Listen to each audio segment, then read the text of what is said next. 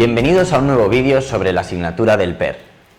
En este vídeo vamos a hablar sobre el tema 9, que hace referencia a la meteorología. Dentro del examen del PER, el tema 9 de meteorología consta de 4 preguntas, de las cuales ninguna de ellas es eliminatoria. Dentro de este tema hablaremos sobre la previsión meteorológica, la presión atmosférica, los sistemas de presiones, entre otras.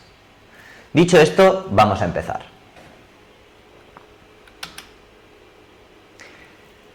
La meteorología es la ciencia que estudia el tiempo atmosférico, ¿de acuerdo? Es importante que tengamos en cuenta la meteo antes de hacer un viaje, antes de preparar un viaje o una salida, ya que nos ayudará a llevar un viaje con seguridad, ¿de acuerdo? Tenemos varias maneras de saber la meteo que vamos a tener o el tiempo que vamos a tener. Una de ellas es la previsión por barómetro y termómetro, que es la previsión por instrumentos,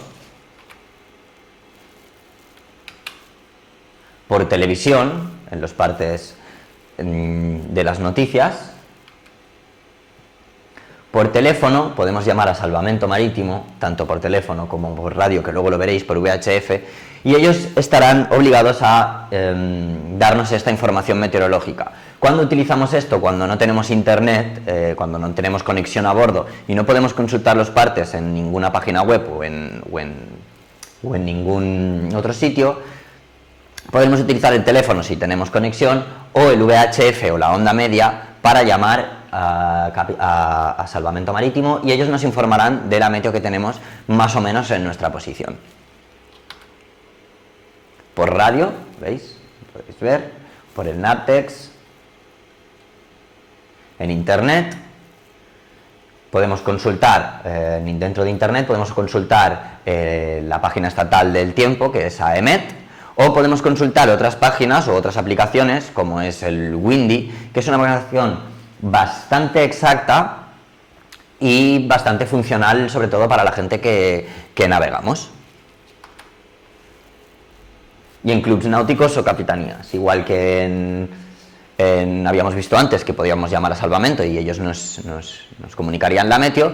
Si llamamos a los clubs náuticos o nos informamos allí, o llamamos a la capitanía de nuestro puerto de referencia, nos darán la meteo por VHF.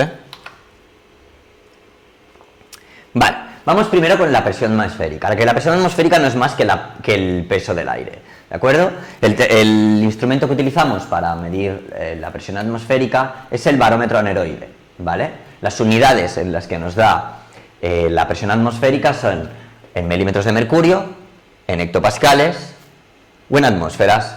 Normalmente nos la darán hectopascales. ¿Cómo funciona el barómetro? El barómetro no deja de ser un instrumento metálico que, según la presión atmosférica, la presión del aire, se dilata o se contrae y cambia la posición de la aguja. Muchas veces lo que tenemos que hacer es, para medirla bien, darle unos golpecitos en el cristal, ya que esto está recubierto de cristal, porque la presión atmosférica cambia muy lentamente.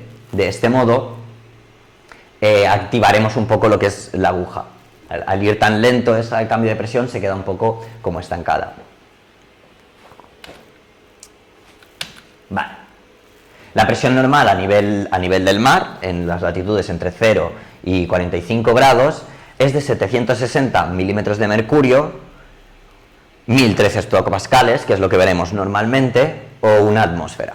¿De acuerdo? Esto es la misma medida en diferentes unidades. ¿Qué quiere decir esto?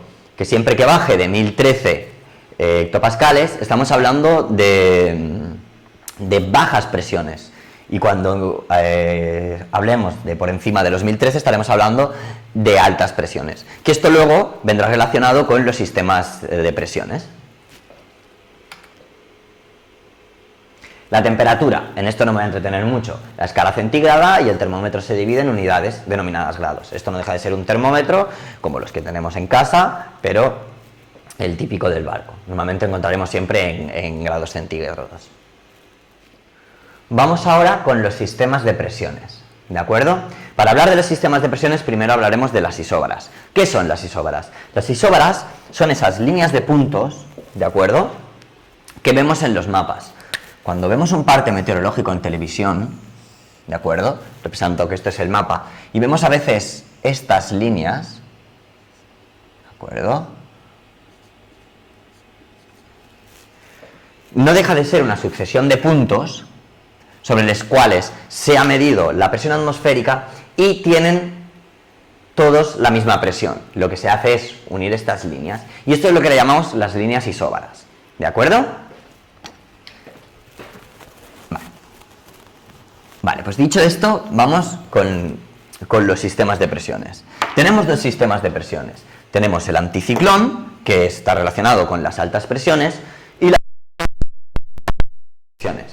Por eso, lo representamos el anticiclón con una A y la borrasca con una B. En los partes ingleses lo encontraremos con una H de high y una L de low. Vale, vamos primero con el anticiclón. El anticiclón se caracteriza por ser un sistema de altas presiones que va desde el centro hacia afuera.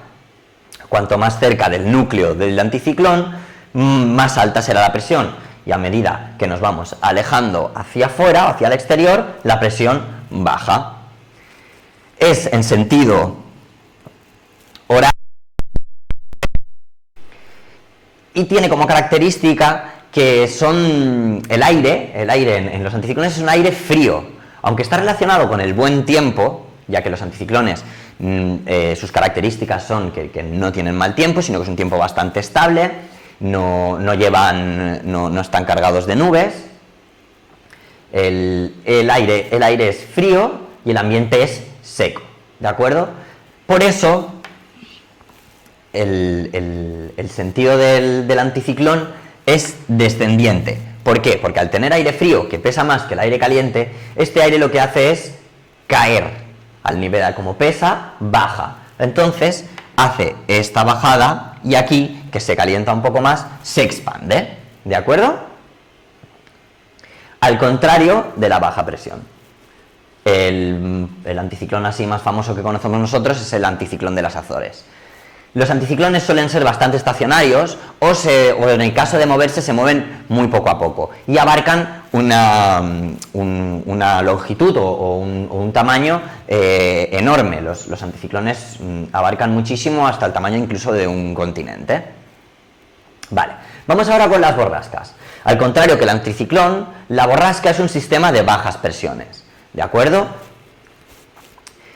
Al contrario también que el anticiclón, cuanto más al centro la presión más baja, y a medida que vamos saliendo hacia el exterior la presión sube. Siempre la encontraremos por debajo de los 1013 y su sentido de giro es antihorario, ¿de acuerdo?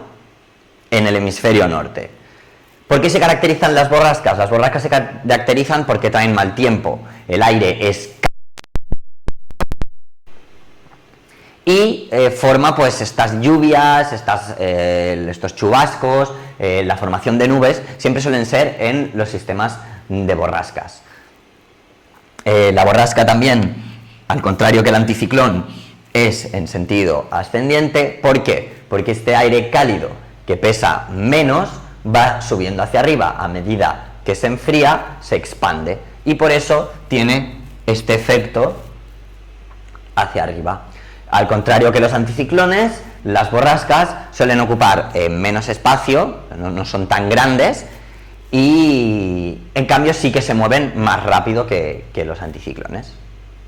Venga, avancemos. Vamos a hablar ahora de las brisas costeras. Antes de hablar del virazón, vamos a hablar primero del terral. De esta manera lo entenderéis mejor. Las brisas costeras son estos vientos que suelen suceder a lo largo de la costa, ¿no?, en puntos determinados. No es un viento real, no es un viento creado porque haya un sistema de presiones, sino que es un viento que se crea a raíz del cambio de temperaturas brusco y rápido en una zona determinada. ¿De acuerdo? Vamos a explicaros el terral. Durante el día, el sol ha ido calentando lo que es la tierra, la arena de la playa, la costa, etc.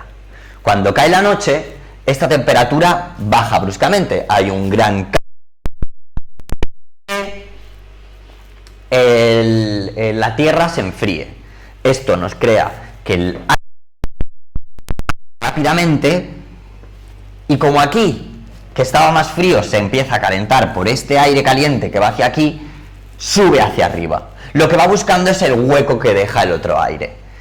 Esto crea un sistema de corrientes, que es lo que nos crea este viento, ¿de acuerdo? Entonces, el virazón es al contrario. Al haber pasado toda la noche, el agua de mar que está más fría y la tierra que empieza a calentarse por la salida del sol, hace este efecto. El aire caliente que pesa menos, sube, el aire frío va, ¿no?, de corriente de aire que crea este viento, llamado virazón o terral en el sentido contrario.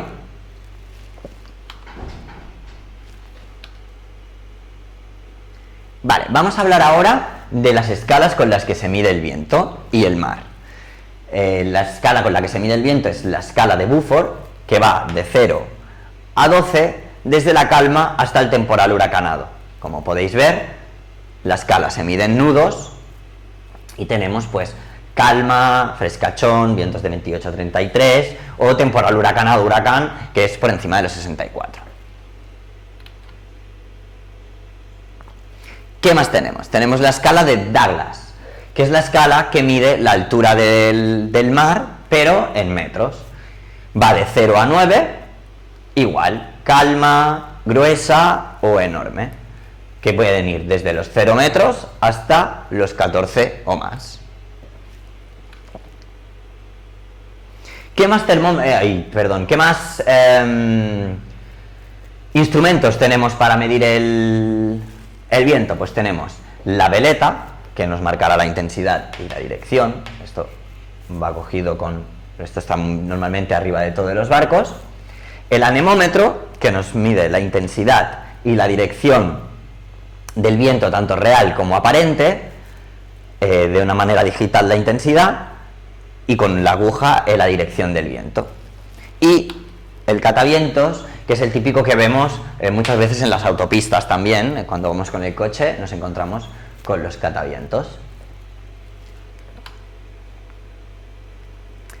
Vale, vamos ahora con la formación del oleaje en el mar. Hablamos de intensidad del viento, que es la fuerza con la que sopla el viento. La persistencia es el tiempo durante el cual sopla de forma constante. Es la dirección o extensión sobre la que sopla un viento de forma constante durante un tiempo determinado. Ahora vamos a explicar esto. El Fetch se mide en millas, porque es una longitud. Como dice la descripción, es la extensión sobre la que sopla un viento de forma constante, un viento todo el rato durante un tiempo determinado en esta dirección, y es lo que hace que cree las olas. Cuando el Fetch es más intenso y es más persistente, más tiempo, más grandes serán las olas que crea.